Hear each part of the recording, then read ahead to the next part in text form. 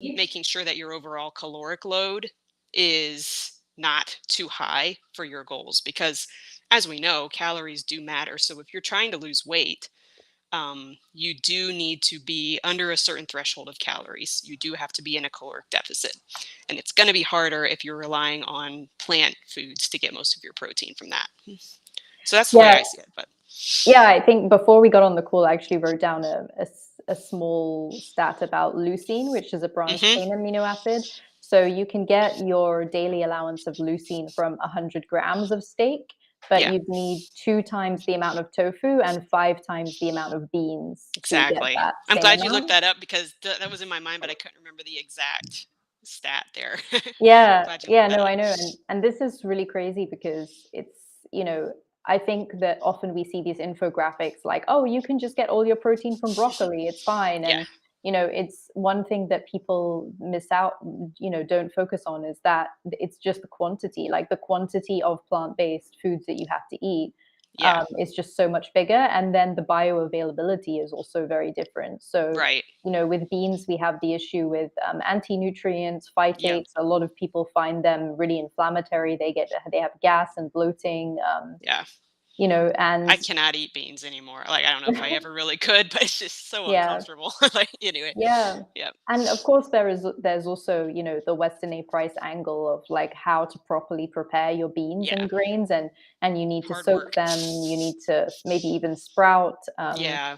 Soaking with some acid that helps to break them down. So there's a lot of cultures that actually ferment grains and beans before Soybeans. consumption. Yeah. So yeah, Right. so there's a lot that you can do to make these foods more bioavailable, but it's sort of like if you have this idea of, oh, I want to lose weight or maximize my nutrient density, then why not just go for the most bioavailable foods that actually Yeah. don't cause inflammation and don't take hours to soak and sprout and la la la, all of Yeah. these things. So then it's just like, okay, go for, animal based protein, and Yeah.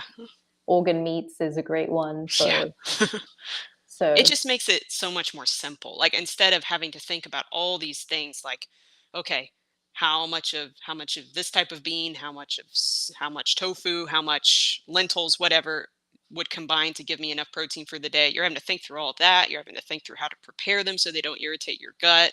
You're having to think about your overall calories. Whereas if you just ate a good hunk of meat at each meal, your mhm, bases would be covered. Like, and you wouldn't even really need to worry about it.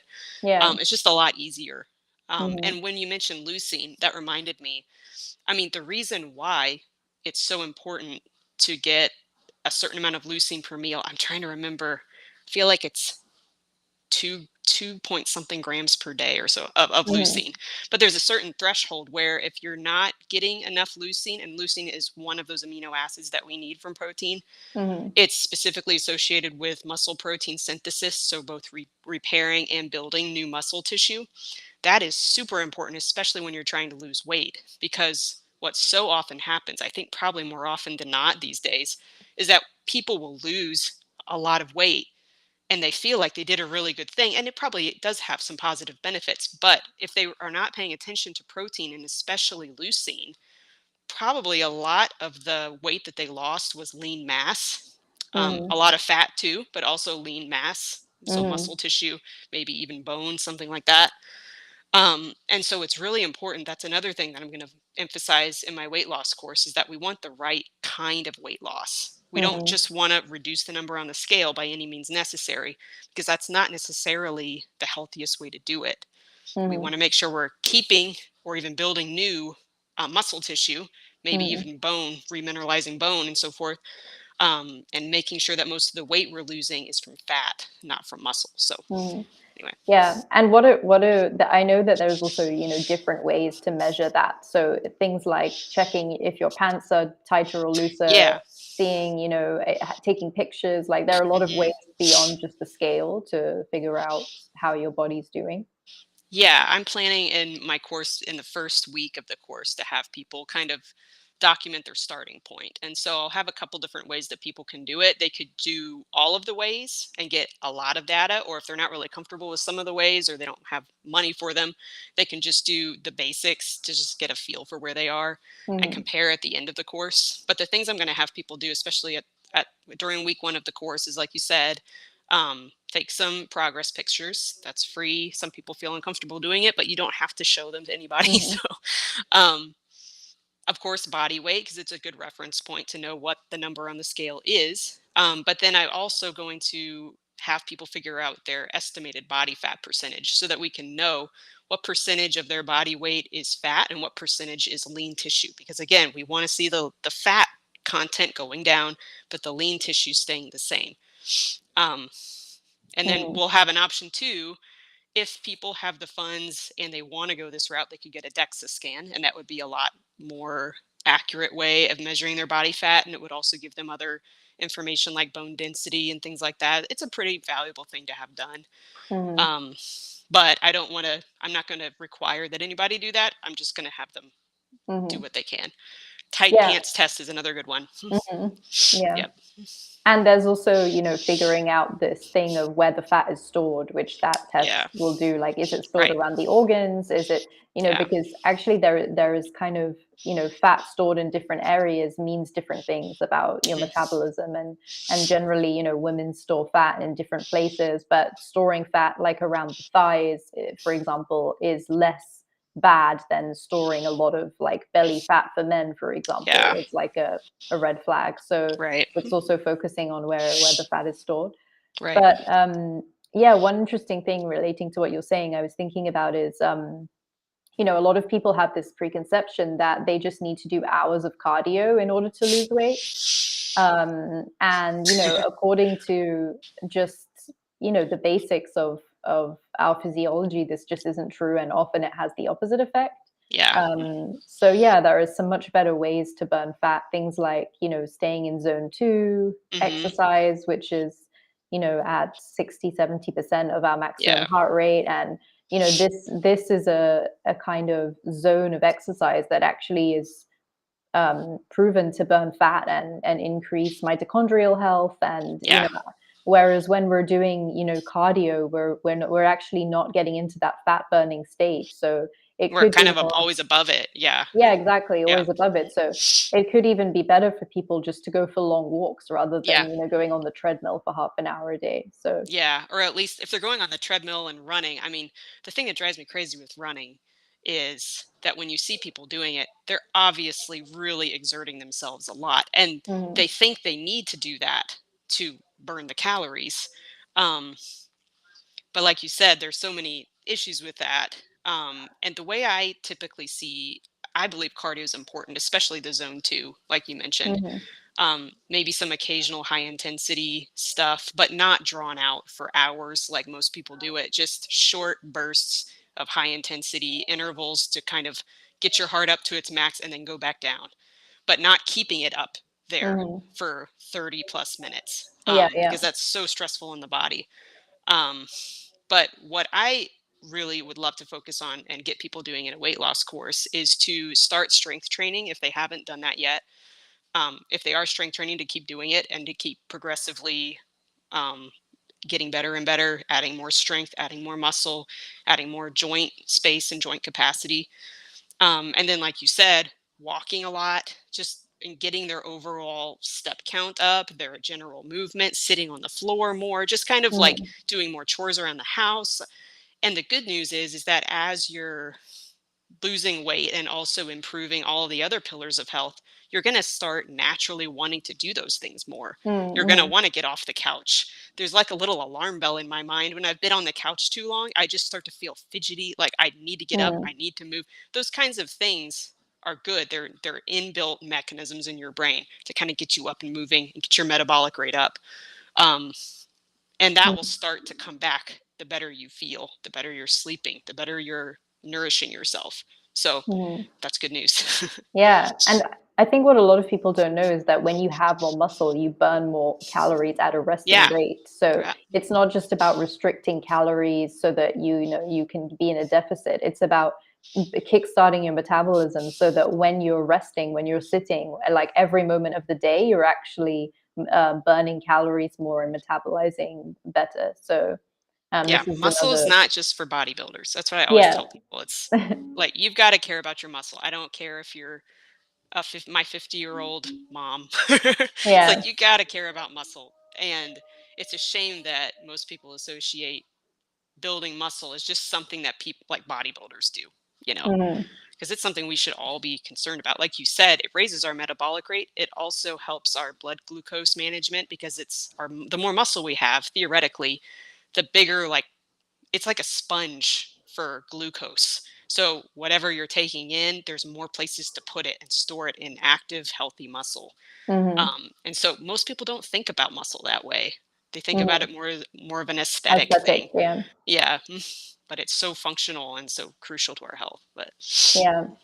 Yeah, that's this is a great one. And I think, I mean, do you have any tips for kind of ways to start doing strength training? Like for example, if people maybe at home even. for a total beginner, Yeah. yeah.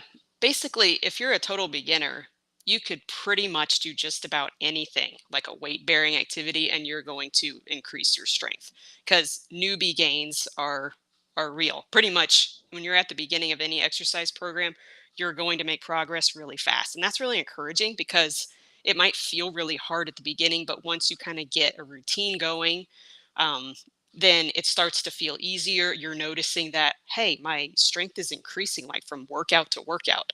A lot of times that happens with new people. And so it's almost like this inbuilt encouragement to keep going. Mm. It's only after you've been strength training consistently for a couple years or more that it starts to get harder to make progress. Mhm. But at the beginning, you're going to make a lot of progress and you're going to change the way you look and the way you feel. Um, and I think for most people, just if you are not if you're intimidated at the thought of strength training, if you don't have a gym membership, if all you've got is like your floor, maybe a couple of resistance bands, maybe some lighter weights, you can do 2 full body strength training workouts a week, where you're doing. Usually, I teach people to think of their movement patterns in terms of upper body pushing. So pushing something away from your body. So that could be a horizontal press like this. So think of this movement. You're pushing something away from you. Maybe you're pushing yourself away from the floor in a push up. Maybe you're pushing weights away from you, like a bench press or something like that. Maybe you've got bands and you're pushing that away from you and it's anchored somewhere behind you. So that gets this musculature involved, but then there's also a vertical push. So we're thinking about push. I kind of break down into horizontal and vertical. Pull, so where you're doing a vertical pull or a horizontal pull, that kind of works more of the musculature on your back. Um, and then with your lower body, there's basically a squat pattern where your knee is flexing. Think like a squat or a lunge or a step up or something like that. Or the other movement is a hinge where your hips are kind of moving backwards. Think of a deadlift or a hip thrust or something like that where you're working more the backside of your legs. So if you can just get one movement from each of those movement categories and do that for 2 workouts a week, then you're going to be well on your way to just getting pretty much everything you need from strength training. Mm. Yeah, and actually this is actually really quick. Like you could just do, less than half an hour of Yeah, strength training, but with walking it needs to be longer. We need right. to really focus on, this zone 2 for extended periods of time. But with strength training, it's actually really fast and it's Hmm. just something that people can easily incorporate. So, Yeah, and once you kind of stretch out a training workout, I mean, I like to spend like an hour or so in the gym because I like working out and because it's more mhm, of a mental health thing for me too. But there starts to be some diminishing returns the longer your workout goes, as mhm, opposed to walking where it kind of gets better and better the longer you go. Um, with strength training, short and sweet can really be really effective. mm. But Yeah, that makes sense. Yeah, it's great that we have you on board because I know, well, speaking for myself and maybe Dr. Haider also, we're not super into working out. And I'm actually, so I do dancing. That's really my main thing that that's I do. cool. Yeah. And I'm kind of obsessed with dancing, Uh huh. like it's just my thing and it's what I do. But I don't really, and I live in Lisbon, which is the city of 7 hills. Wow. It's Yeah. actually really, really, really steep hills, like crazy hills that people come to take pictures of because Yeah. they're so steep. So Oh, wow. so every time you have to go anywhere, you're basically walking up a huge hill. And whenever I have visitors, they're like, I'm so tired by the end of the day just from like walking around. But then when that's your daily life, it's just, like you get so lean You just adapt. walking and Yeah. dancing all the time. But for sure, weight training and that, like I haven't been to a gym in years, and I, don't do this is not my area at all. Yeah. So it's really great. One of the things we're happy about is having someone on board who's actually into, like different workouts that people can do, and being specific about what's worked for them, because it always for me, like when I talk about these kind of things in terms of the gym, it feels strange because I'm like, I don't even do this, so like why am I talking about it like I know what this is? Like I prefer to have this embodied experience of, like what I'm saying, rather Yeah. than just like hypothetically speaking. Yeah. So it's really great to have you on board to get into this. And I think, yeah, the only addition that I have to this, which kind of relates actually to what you said, which is like for me, I just do what I like doing, Yeah. and that's sustainable. So, like I look forward to going dancing every day. I'm not like, oh damn it, I have to go Yeah. dancing. It's like Have to make yourself I'm go. I'm waiting. Yeah. Yeah, it's like the countdown until I get to do that. And this makes it a really sustainable thing. So if people can find, whether it's tennis or I don't know, whatever that you find fun, then this is a good exercise to do. Yeah. It is. Because it just And means that you will continue it. yeah. So, And for that kind of person, I would say strength training is almost like taking a pill. I mean, it's like, you mm, should do it because it is good for your yeah, muscle, and dancing mhm, could be good for your muscle up to a point, but after a while, I mean, doing it for other reasons is great, but it's probably not strengthening your muscle. yeah, But it's great to keep doing it. But the strength training gives you something completely different that you also really need for longevity and health. mhm, But if you can kind of find the minimal effective dose of strength training that you're willing to do a couple times a week, and then just do it, get it done so that you can get to what you enjoy, that's totally fine too. Yeah. yeah, yeah, great. Yep. Yeah, I think this is kind of the thing, and this is where the bio-individualization comes in that, we work on, well, I work on in my course, and I know that you'll definitely work on, where we don't want to be prescriptive and Right. say like, oh, this is what you have to do. It's like, okay, what do you like doing? What do you think you're going to keep doing? What do you find fun? And then just, as you said, there are always prescriptive aspects of health and wellness that we Yeah. just kind of have to do. But then a lot of it can just be, a template that Exactly. you work around. So, And then the template, like how you apply the template could, both for nutrition and for exercise, it can change depending on your mhm, situation in life and what's kind of calling to you, like something you really want yeah, to try, or do more or less of. And so it's really freeing because it kind of allows you to like tend to your health for sure, but not in a way that's like really rigid and based on black and white rules that you can never deviate from, because that's just not life. I mean, life's going to mm, happen, situations are going to change, and you've got to have some basic understanding to where you can still apply these templates, these basic underlying principles, but realize that there's like so many ways we can get creative in how we apply those mhm, things, and it can look different from mhm. person to person, and it probably should. So Yeah, yeah. for sure. Yeah.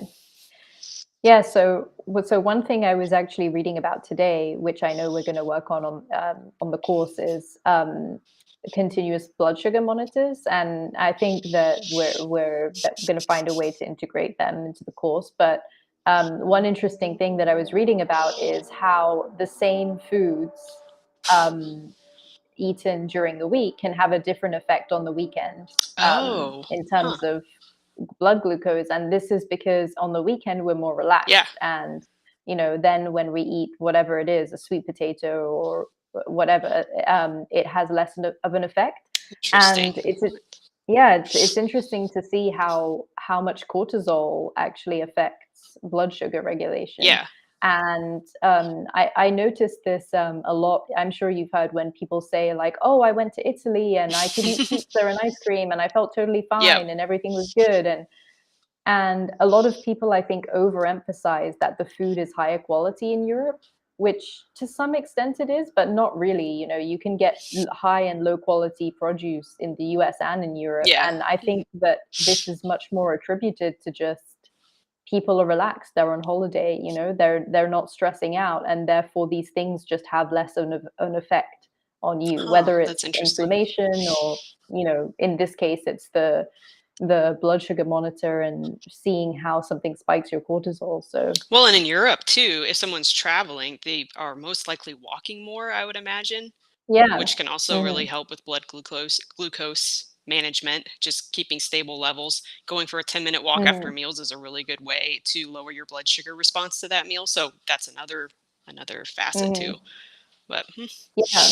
And I think having these readings, knowing how you specifically respond to certain foods is just so useful, because yeah, it could be that, you think that the lentils you're having or sweet potato is fine, and actually that's worse than having, something which you considered bad, or spiking like a certain fruit. Or it's just really good to have this tangible data. So I hope that people will be able to kind of get on board using the blood sugar me monitor. too. I mean, have you ever read Rob Wolf's Wired to Eat book?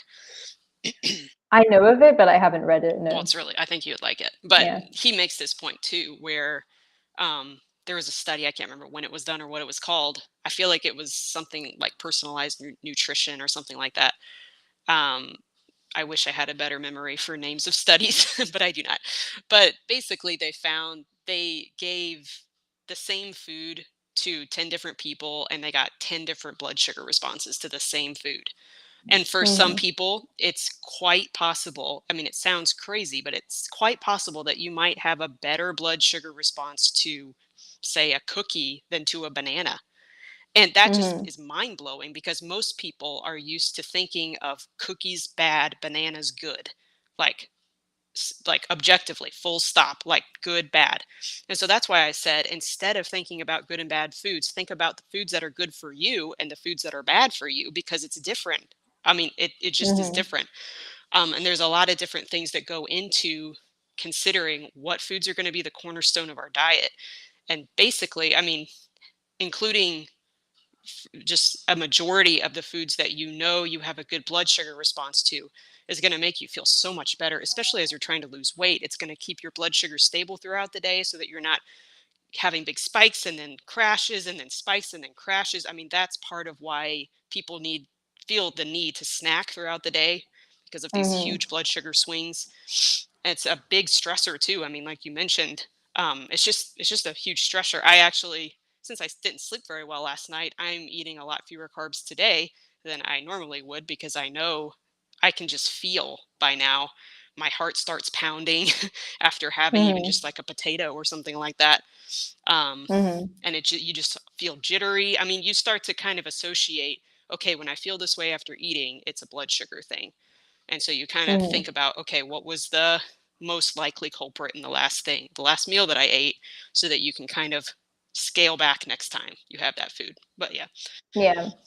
Yeah, for sure. And I think, speaking of the sleep thing, I think, sleep is a huge part of weight loss, and the hormones that regulate satiety Hmm. and hunger, they're called ghrelin and leptin, Yeah.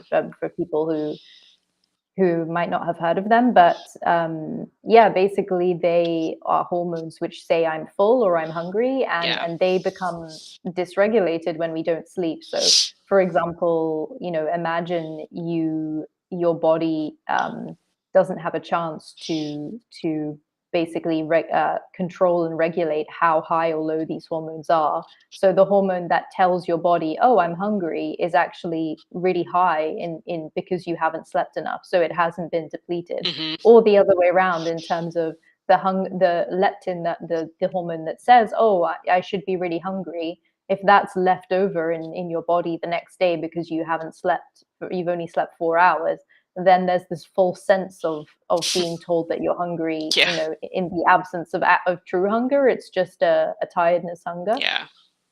And this is something that I think people also aren't aware of. Like, oh, I can just push through with coffee or Yeah. different stimulants, and physiologically you're setting yourself up for failure Yeah. because you're working against the hormones that are telling you to eat or telling you that you're not full.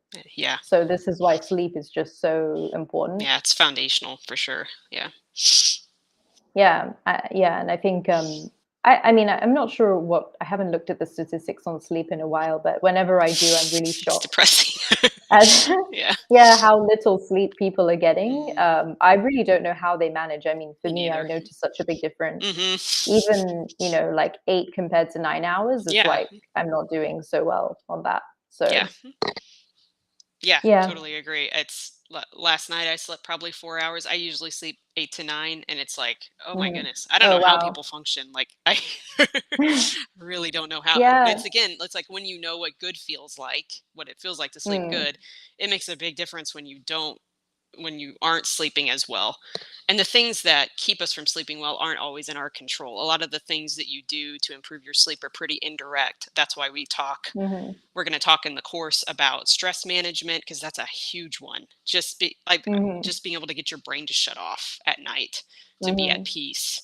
Um, but then also circadian rhythm. So a lot of people wouldn't realize that going outside within like an hour or two of sunrise is going to set you up to sleep better that night. I mean, most people don't make that Mm. association, but Yeah. this is something that's proven to be true as far as Mhm. circadian rhythm, and it's something that's pretty much a non-negotiable to me now. It's like I've got to get outside as soon as I know the sun's up.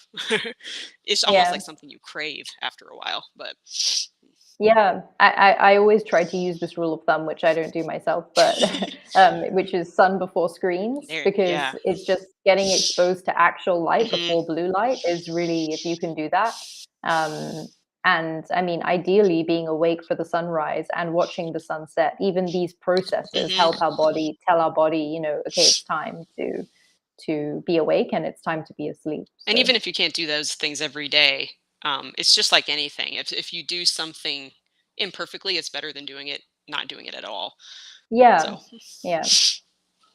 Great. I think we can start doing um, questions.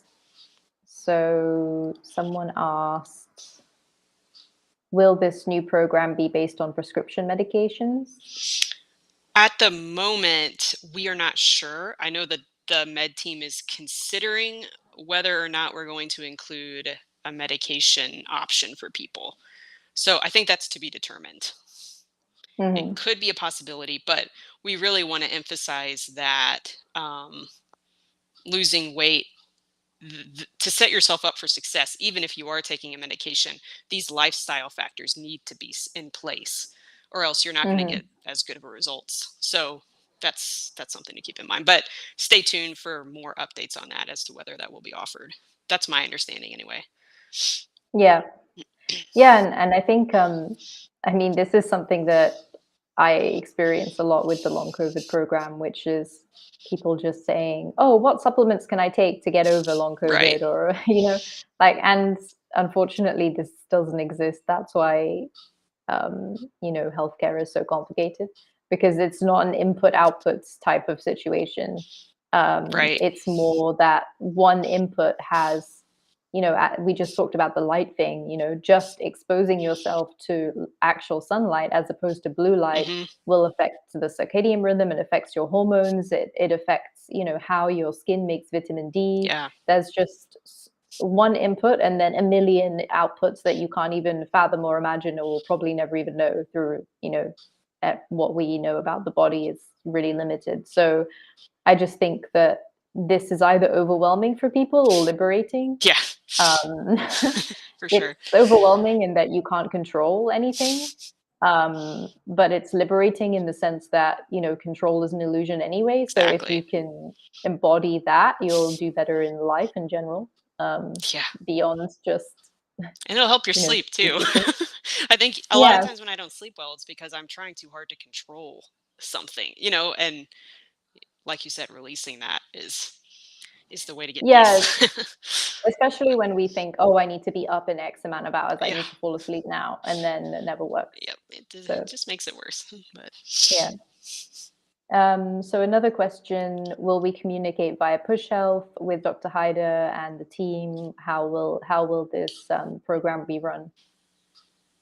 could you answer that question since I'm new to the Yeah, systems yeah, yeah. behind it? Yeah, so basically, the program is going to be run off on Experientify, the platform that we're currently using for the long COVID program. The usually Push Health is for the medication, the prescription medications, and the labs. So if you have any labs done or any prescriptions, then you communicate with the medical team through Push Health. But everything to do with these kind of lifestyle changes that we're talking about now will be via the weekly calls that Bethany will host at once a week, and then you'll be going through the content on Experientify, basically. Yeah. So when is it going to be launched? Right now, we're looking at a start date of April 17th. So, yeah, that'll be like right in the middle of April. It's a Monday. The 17th is a Monday. We're planning on it being an 8-week course, which I feel like is a good amount of time where you're going to be able to see some really significant changes if you're consistent. Um, I feel like 4 weeks is a pretty good amount of time, but it's also pretty short. I prefer the 8-week time frame to really Mm, make sure that habits are being ingrained in people, and so that when they leave the course, they feel more confident in their new lifestyle. mhm. So someone asked, so I assume she's talking about protein and fat intake, but she said it's difficult for her because she's dealing with fat malabsorption and cannot have any more fat and animal protein. Fat So malabsorption. Oh, okay, okay. So she's saying since she's had COVID, she's had a lot of weight gain. no, I Is think that what she said? no, I think this is a different. Um, So this is yeah, this is separate to the long Oh, COVID okay. question. So she said she's dealing with fat malabsorption. So I mean, this is a hard one, but I mean, I would say why you have dealing with fat malabsorption. One reason is when people have their gallbladder removed. Maybe if that's your case, it could be related to fat because the gallbladder releases bile, which is what digests fat. And a lot of people who have their gallbladder removed can benefit from an ox bile supplement. So it basically just replaces the bile, and then you have that with the fat. And even in the case of not having your gallbladder removed, then ox bile can help to absorb fat. But then there's also, the type and quality of fat changes the viscosity of the bile actually. Hmm. So, really low quality fats like industrial seed oils will make the bile like thick Huh. and viscous, and then that obviously then further down inhibits the actual absorption of fats. Interesting. So we want really good fats in order to allow bile to be really healthy. Hmm. It's one of those things where it's like good fats help you digest fats Yeah. and bad fat stops you digesting all fats. Interesting. So maybe I would say that. I'm not sure about the not being able to have animal protein. I guess again, it depends on why that is. Yeah. I know one really common thing when people go vegan or vegetarian is that because animal foods demand quite a high stomach pH and a lot of stomach Hmm. acid, then our bodies kind of down regulate the need for acidity, and the pH of the stomach can go up. And then what happens is that when people then introduce animal foods again, they're like, oh, I'm so bloated, I feel terrible, I can't digest this. And it's just because you haven't, you don't have the proper faculties anymore to digest. It Yeah. doesn't mean that that's not for you. So, there are different ways around that, with supplementing with betaine HCl, with apple cider vinegar, digestive bitters, all of the ways that we kind of trigger the body to increase enzymes and lower stomach pH, which should be around, I think it's 1.5 to 3, which is Okay. super Yeah. acidic. Um, so hopefully that answered her question. Okay, so someone asked, will you teach exercises we can do at home by Yeah, I'm ourselves? I'm planning on having in the course having a really simple beginner friendly strength training program, and it is going to be very simple because I think simplicity is great when you're first learning something and first making something a habit. But I'm planning on having, yeah, a simple template that everybody could follow no matter what equipment they have. And so that will be something that we'll be covering during the exercise and movement module of the course. I think that's maybe Mm, week 5 or 6. I think I'll join for that. You should, for real. Considering I'm like really It's terrible I at this. love I love Yeah. this stuff. Like it's Mm. kind of my obsession. So, That's good. Yeah, I need to get on that. I've actually really been wanting to start Pilates for this reason, and for that to be my thing where like my strength training thing, mm, especially the reformer. Have you ever been to the reformer Pilates? no, I'm It's not it's like real familiar with Pilates actually, but it's kind of that it looks kind of like a torture device. It's oh, like okay. this really weird I don't know if we can show a picture, but it's like a strange device where you basically have to move on rails and you're moving according to like it's hard to describe, but basically it's like you're using a machine that keeps you aligned, and then you Oh, have to do these repetitive things to train muscle. And apparently it's just like, well, when I've done it, it's like really, really, really intense geez. working of the muscles, because you can't, you know when you're naturally doing weightlifting, your body finds ways to get around Compensates. the Yeah. effort. Yeah. Yep. Mhm. But basically, because you're on this weird reformer machine, it doesn't let you do that, and you're just stuck into the pain. So So do you have to go to a Pilates studio, like a special one for that? Oh, yeah, okay. yeah, you Interesting. have to go to a studio because they have these contraptions. And yeah, I think that was kind of what I was considering for Wow, my interesting. You should take some videos of this because I'd love to see this. yeah. Okay, so someone asked, COVID long haulers cannot work out intensely. Will the program explain zone 2 exercise as well? And will we lose weight with that low intensity exercise? Yeah, so the first question there, for the exercise module, I think I will include some information about getting enough zone 2. It will be very similar to probably what's recommended for the long haulers course. Um, because basically I think, especially when you're trying to lose weight, the magic combination is when you have some strength training and then some low intensity steady state cardio in there too. Um, and then can we lose weight with that low intensity exercise? Yeah, definitely. But the way that I usually frame this is that we're not looking to cardio to lose weight. We're looking to cardio, actually exercise in general. I look at it as training to change your body and cause adaptations in your body. Not for losing weight, not for burning extra calories, but strength training to preserve and build new muscle mass and maintain bone density. Those are the two big things that we focus on with strength training. And the cardio is mainly for the cardiovascular and the mitochondrial benefits. And also the mental health benefits too of just going for a walk. Mm, Usually you're outside when you're doing that. That's great on mm, so many levels. Um, mm, and so I would encourage you to stop looking at your cardio as the way you're going to lose weight. Instead, look at all of these facets of health: nutrition, being in a caloric deficit to some extent, getting enough protein, making sure the foods you're eating are nourishing your body, making sure that you're getting enough sleep, doing cardio then to protect your cardiovascular health and mitochondrial health instead of looking to just burn as many calories as you can. So if you can get out of that mm. mindset, I think you'll have better results actually. Yeah.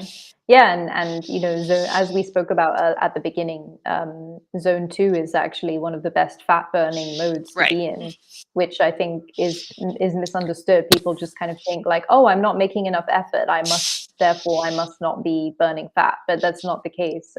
Yeah, And this is a useful zone to be in for that. for sure. So, For sure. Yeah. let's see if there's anything else. Oh yeah, is wearing ankle weights while Hmm. walking beneficial? Would this contribute towards strength training? It could. I was just thinking through that. Um, anything that adds a little bit more resistance to activities you're already doing, If you're not doing any form of strength training right now, if you put on ankle weights on your walk, or even just put on a 10-pound weight vest or backpack, that's probably going to help give you more of a strength training effect to some extent. But there's only so far that can go, because your body's going to adapt pretty quickly to that. Um, and so it could have a good effect. Um, I know actually something that's popular nowadays is rucking, which is just weighted walking, walking with a backpack or walking with a weighted vest or something like that. And that has effects, especially for bone density and stuff like that. And to just to kind of increase the intensity just a little bit on your walks. Um, but I would prefer that you keep strength training separate from your walking. And again, the strength training that I'm going to be teaching in my course is not going to be super time consuming. So hopefully this is something you can work into your weekly schedule without it being too time consuming or exhausting. So that hopefully Mm. you'll have time to do both the walking and the strength training. Yeah, But, I think I would rather also. I mean, I know a lot of people who do this weighted walking, but for mhm, me, it's like I just want walking to be fun. Like I don't exactly. need to make it something else. Like Yeah. that can be the something else, the weight training, and then walking can just be, something that you enjoy doing, like in a forest with a friend, or Yeah. like with a podcast, or Yeah. um, I'm the same way. I have to yeah. actually kind of like force myself to not be like goal driven on walks. You know what I mean? It's Yeah. like because it's really good to just decompress, just walk. I mean, it's so good for Mm, your mental health. But if you're trying to accomplish a certain goal while you're walking, it could have a different effect. mm. But Yeah, and I mean, a good way to that I always try to encourage. I know in the US it's harder, but when walking is just part of your everyday life rather than going for a exactly. walk. So, like parking really, just a few blocks away from the grocery store, for example, Hmm. or Taking the steps instead of um, the elevator, at least for one yeah, floor. Yeah. yeah, all of these things can really help. And rather than compartmentalizing everything and being like, now's my exercise time, now is Yeah. this, it's just naturally integrated into the day. So, Right. yeah. Great. Well, wait, let me see. I think we're almost at the end. Well, we're also at the end of the questions, so this Okay. was good Perfect. timing. And yeah, if you have anything final to say. I'm really excited about building this program. When I was hired to develop this course, it was like I heard that Dr. Haider had been wanting to develop this course for a long time.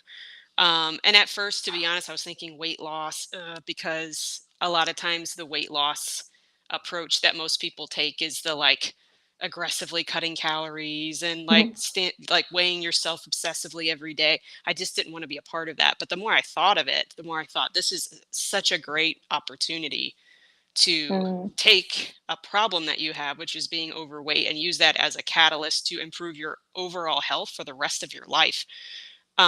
And not only are you going to be getting all this education and coaching and being part of a group that's all going through it together, so there's a community aspect, but you're also going to have access to a med team.